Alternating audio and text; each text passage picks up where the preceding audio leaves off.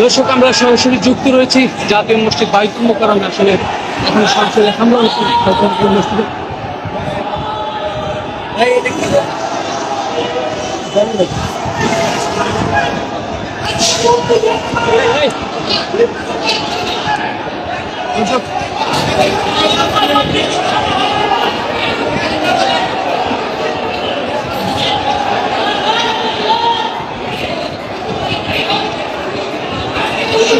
দর্শক, সরাসরি যুক্ত রয়েছে বাইতুল মোকাররম মসজিদে। আসলে এখানে হামলা হচ্ছে সাধারণ মুসলিমদের সাথে।